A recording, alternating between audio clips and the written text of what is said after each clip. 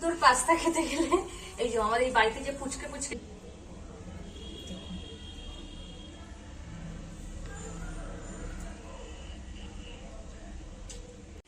এই বর্ষার রাতে এখন পাস্তা বানানো হচ্ছে। এই যে জল গরম বসিয়ে দিয়েছি, পাস্তাটা দিয়ে দিলাম, একটু সেদ্ধ হবে। পাস্তাটা একটু সেদ্ধ করে নেবো, মানে হাফ বয়েল যেটা হয়ে গেছে ছেঁকে নিচ্ছি। একটু ঠান্ডা জলে ধুয়ে নেবো। কড়াটা বসিয়ে দিলাম। কড়াটার মধ্যে এবার একটু বাটার দিয়ে দেবো, যতটা লাগবে সবটাই দিয়ে দেবো। দেবো একটু ময়দা, ময়দা দিয়ে নাড়াচাড়া করবো। তারপর দেবো দুধ, দিয়ে ভালো করে নাড়াতে থাকবো। ময়দাটা যাতে একদম ডালা ডালা না থাকে, যদি হয়ে যায় এটা দিয়ে নাড়া দেবেন, ঠিক হয়ে যাবে। চিজ গ্রেট করে দিয়ে দেবো, সবটাই লাগবে, পুরো চিজটা যতটা আছে। এর মধ্যে দেবো একটু ব্ল্যাক পেপার,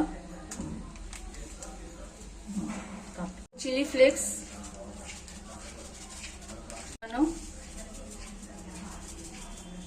আন্দাজ মতো নুন, ভালো করে একটু নাড়া দেবো, সব যাতে একসাথে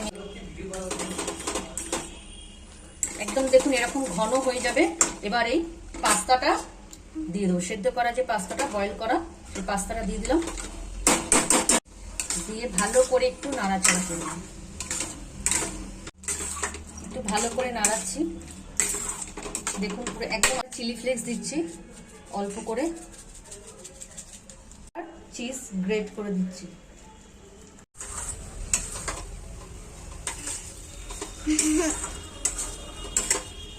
পাকা মুড়ি হয়ে গেছে। নেই তোদের পাস্তা, হোয়াইট পাস্তা রেডি।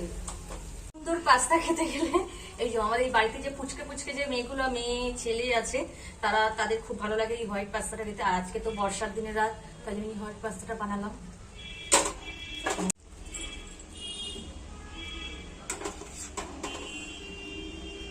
আগে সবার আগে আমি একটু খেয়ে দেখি।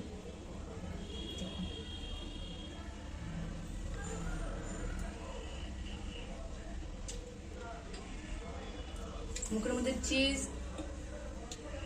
চিজে যে একটা নন্তা ভাব থাকে, প্লাস অরিগানো, চিলি ফ্লেক্স, খুব দারুণ হয়েছে, পুরো মিশে গেছে একদম। আমরা রেস্টুরেন্ট বা বাইরে যেরকম খেয়ে থাকি পুরো সেরকম।